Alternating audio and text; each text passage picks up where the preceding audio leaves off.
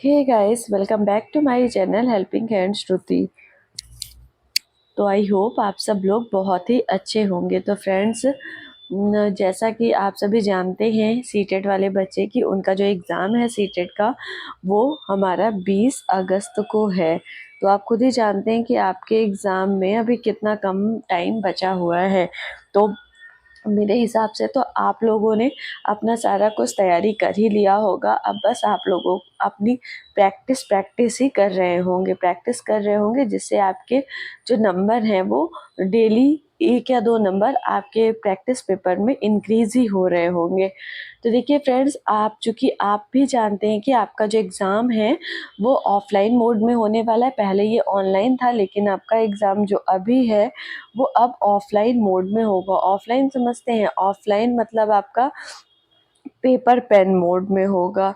आपका पेपर और pen mode में आपका एग्ज़ाम होगा, तो जिसमें आपको ओएमआर शीट फिल करनी होगी। देखिए, बहुत से बच्चे ऐसे होते हैं कि वो मतलब क्वेश्चन तो सही सॉल्व करते हैं, बट ओएमआर शीट में गलती से उनका गलत भर जाता है, जिसकी वजह से उनके जो बहुत से नंबर हैं वो कट जाते हैं, उनके बहुत से क्वेश्चन गलत हो जाते हैं। तो फ्रेंड्स, इन्हीं सब तरीक़ों से बचने की आज मैं आपको एक ट्रिक बताऊंगी कि आपको जो ओएमआर शीट है वो कैसे सॉल्व करनी है, और कैसे सॉल्व करेंगे कि आपका जो समय है वो भी बचेगा, आपका पेपर छूटेगा नहीं। क्योंकि आप भी जानते हैं कि जो हमारा CTET का पेपर है वो 150 मार्क्स का आता है।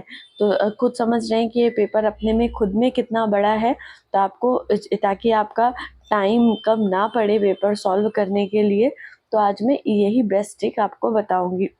और फ्रेंड्स, मैं आपको ये ऐसे ही नहीं बता रही हूँ, मैंने भी एग्ज़ाम दिया था, तो अपनी इसी ट्रिक के साथ एग्ज़ाम दिया था, जिससे मेरा पहले अटेम्प्ट में ही सीटेट जो है वो क्लियर हो गया था। तो फ्रेंड्स, उसके पहले अगर आप मेरे चैनल पर पहली बार आए हैं तो प्लीज़ मेरे चैनल को सब्सक्राइब करिएगा, और अगर आपको मेरा वीडियो अच्छा लगता है तो प्लीज़ मेरे वीडियो को लाइक करिएगा। तो फ्रेंड्स देखिए, आप जब एग्ज़ाम देने जाएंगे ना, तो आपको एक क्वेश्चन बुकलेट मिलेगी, और उसके बाद आपको एक ऐसी ओएमआर सीट मिलेगी। आप ध्यान से देख सकते हैं, देखिए आपकी ये सीटेट की ओएमआर सीट है। तो मैं आपको बताऊंगी कि इसमें आपको कहाँ क्या फिल करना होता है, क्योंकि ना बहुत से बच्चों को पता नहीं होता है कि क्या फिल करना है, और वो इन्विजिलेटर से पूछते हैं। बहुत समय ऐसा होता है ना कि जो हमारे पास इन्विजिलेटर होते हैं उन्हें भी वो चीज़ सही नहीं पता होती, और फिर अगर बच्चे इसमें गलत फिल कर देते हैं तो फिर उनकी जो कॉपी है वो वहीं से नहीं चेक होती है। तो देखिए, आपको कैसे क्या चीज़ फिल करना है मैं आपको बताती हूँ, 1 मिनट। ये देखिए फ्रेंड्स, तो ये आप देख पा रहे हैं, यहाँ पे आपको रोल नंबर फिल करना है, और यहाँ पे मुख्य प्रश्न पुस्तिका फिल करनी है। तो रोल नंबर देखिए, आपको आपके एडमिट कार्ड पे लिखा होगा, तो आपको पहले अपना रोल नंबर यहाँ लिख लेना है नंबर्स में, फिर उसके बाद उसे नीचे फिल करना है। तो देखिए फ्रेंड्स, जो ना फिल करने का सबसे सही तरीका है, मैं आपको देखिए थोड़ा जूम करके दिखाती हूँ। देखिए, जैसे मैं रोल नंबर अपना लिख रही हूँ यहाँ पे, 1 2 3 4 6 7 है। तो देखिए, अगर मेरा रोल नंबर इतना है ना, तो पहले आप 1 के नीचे 1 वाले पॉइंट में ऐसे डॉट बना लीजिए, और 2 के नीचे 2 वाले पॉइंट पे ऐसे डॉट बना लीजिए, और 3 के नीचे 3 वाले पॉइंट पे, 4 के नीचे 4 वाले पॉइंट पे, और 6 के नीचे देखिए 6 के, देखिए मुझसे भी गलत हो गया ना, मैंने इसके बस जस्ट बगल में कर लिया, बट आपको ऐसा नहीं करना है। आपको 6 के नीचे, ये देखिए यहाँ पे आपका 6 आ रहा है ना, तो आपको यहाँ पे ऐसे 6 फिल करना है, क्योंकि 5 तो है नहीं, तो आपको यहाँ पे ऐसे 6 फिल करना है। फिर 7 आपका यहाँ पे, तो आपको यहाँ ऐसे, देखिए फ्रेंड, देखिए अभी मैंने कल डॉट बनाया, तो देखिए मेरा गलती से यहाँ हो गया, लेकिन मैंने डॉट बनाया है, तो मैं अभी उसको अपना चेंज कर सकती हूँ। क्योंकि अगर मैं पूरा गोला एक साथ ही ऐसे ऐसे ऐसे करके, अगर मैं पूरा गोला ऐसे एक बार में भर देती, तो फिर मैं बदल पाती क्या? नहीं बदल पाती, और मेरा रोल नंबर ही गलत फिल हो जाता। तो जब मेरा रोल नंबर ही गलत फिल हो जाता, तो फिर मेरी कॉपी नहीं चेक होती। तो इसीलिए पहले आप ऐसे ऐसे पॉइंट वाले डॉट बना लें, फिर देख लें कि आपकी सीरीज जो है आपने सही फिल किया है कि नहीं, और फिर उसके बाद आप उसको ऐसे ऐसे मतलब पूरा गोला जैसे आप फिल करते हैं वैसे आप कर दें। सेम ऐसे ही प्रोसेस आपको मेन जो टेस्ट बुकलेट नंबर है आपको उसमें भी फिल करना है। और फ्रेंड्स देखिए, जो सबसे ज़्यादा गलती होता है ना वो यहाँ पे होता है। देखिए ये जो लैंग्वेज 1 है और लैंग्वेज 2, एक्चुअली में बहुत से इन्विजिलेटर को भी नहीं पता होता कि इसमें क्या फिल करना है, और बहुत से बच्चों की ये चीज़ जो है वो गलत हो जाती है। तो देखिए मैं अब आपको बताती हूँ कि आपको क्या, देखिए अगर आपने आपके पहले लैंग्वेज में हिंदी, एक एक minute friends, sample booklet language code है, तो जैसे आपने ना अपने उसमें हिंदी लिया होगा, तो उसमें आपका वहाँ पे लैंग्वेज कोड वहाँ पे दिया होगा कि आपका जो लैंग्वेज कोड है वो क्या है।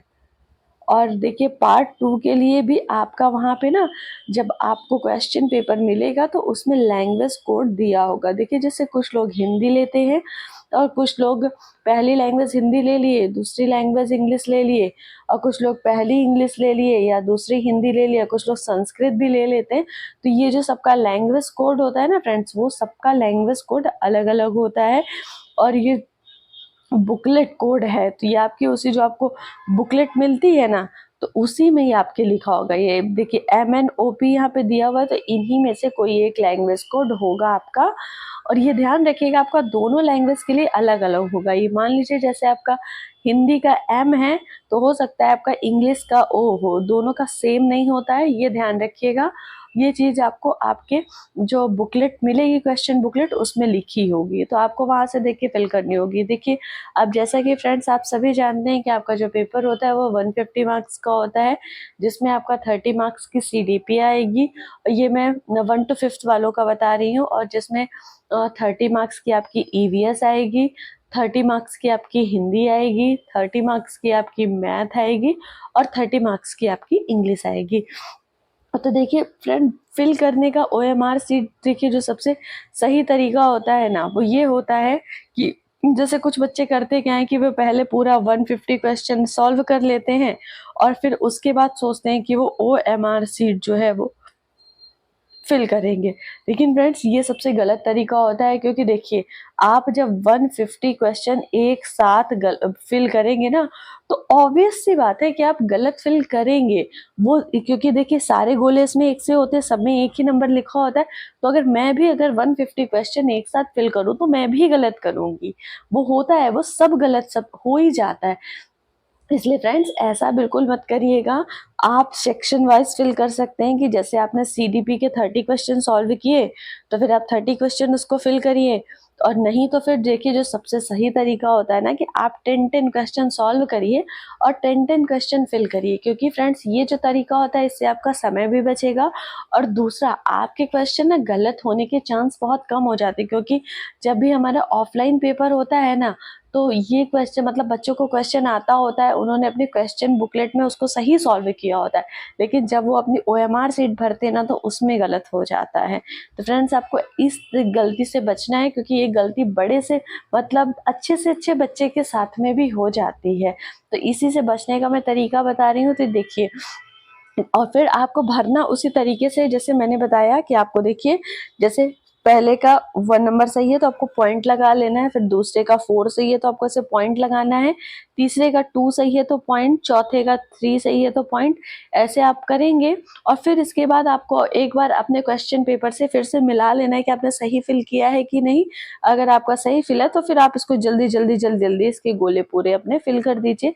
देखिए फ्रेंड्स ये जो तरीका है ना, ये गलती से बचने का एकदम सही तरीका है। और कभी भी 150 क्वेश्चन एक साथ फिल करने के लिए मत रखिएगा, क्योंकि फिर आपके पास लास्ट में समय कम हो जाएगा, आप जल्दी जल्दी हड़बड़ाहट में गोले भरेंगे तो आपका निश्चित तौर पे गलत होगा। और सोच लीजिए अगर आपकी एक सीरीज बिगड़ी ना, देखिए जैसे आप 5वें में 2 फिल कर दिए, और इसके बाद आपको 6वें में 4 फिल करना था, लेकिन गलती से आप 7वें के सामने 4 फिल कर दे रहे हैं, फिर आपका एक सीरीज बिगड़ गया, फिर आप ध्यान नहीं दे पाएंगे, आपका एक ही गोला छूट गया है, आप उसके नीचे से फिल करते जाएंगे, तो सोचिए इसके नीचे के आपके सारे क्वेश्चन गलत हो जाएंगे कि नहीं। इस वजह से अगर आप 10 क्वेश्चन का सेट बना के चलेंगे, तो अगर आपका कोई क्वेश्चन गलत भी हुआ तो उसके नीचे के कम ही क्वेश्चन गलत होंगे, क्योंकि आप जब गोला फिल करेंगे तो आप देख लेंगे ना कि आपने यहाँ पे एक छोड़ दिया था, इसलिए फ्रेंड जितने कम कम क्वेश्चन लेके सॉल्व करो उतना ही अच्छा होता है। तो आपको 10-10 क्वेश्चन लेके अगर आप सॉल्व करेंगे तो आपका जो पेपर OMR शीट पे आपको फिल करना है वो कभी भी गलत नहीं होगा। फ्रेंड्स ये सबसे बेस्ट ट्रिक होती है, मैंने भी अपने एग्जाम में अप्लाई किया था, आप लोग भी करिए। फिर जब आप लोग एग्जाम दे के आइएगा ना तो मुझे कमेंट करके जरूर बताइएगा कि आप लोग का जो एग्ज़ाम है वो कैसा गया, कोई गोला भरने में आप लोगों से गलती तो नहीं हुई, तो आप लोग मुझे ये चीज़ ज़रूर बताइएगा। और फ्रेंड्स सबसे देखिए मैं आपको एक पेन भी सजेस्ट करना चाहूँगी कि जो भी बच्चों का ऑफलाइन पेपर है तो वो लोग एक ब्लॉकिंग पेन आता है, आप लोग वो लेके जा सकते हैं। उसकी जो पॉइंट होती है ना वो थोड़ी सी मोटी होती है, तो जिससे जो गोले होते हैं वो ईजिली फिल हो जाते हैं। और बच्चों का एक और क्वेश्चन आता है कि मैम पेन कौन सा लेके जाना है, तो आप लोग को जो पेन लेके जाना है वो नीले या काले कलर का लेके जाना है, और मेरे हिसाब से ब्लैक लेके जाइए वो ज़्यादा ठीक होता है। तो आपको ब्लैक पेन लेके जाना है और उसके बाद वो पेन जेल नहीं होना चाहिए, और डॉट पेन लेके जाइएगा, और ब्लॉगिंग पेन ले लेंगे तो बहुत ही अच्छा रहेगा।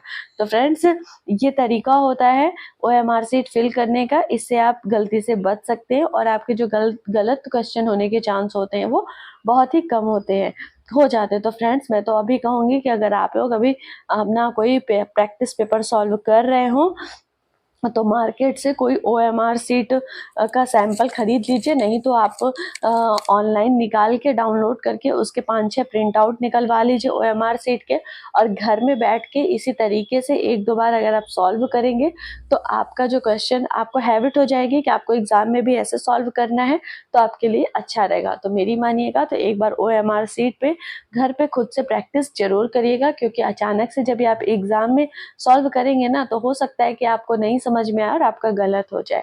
तो फ्रेंड्स अगर आपको मेरा वीडियो अच्छा लगा हो तो प्लीज़ मेरे वीडियो को लाइक करिएगा, और अगर मेरे चैनल पर पहली बार आए हैं तो मेरे चैनल को सब्सक्राइब करिएगा। तो मिलते हैं अपने अगले वीडियो में।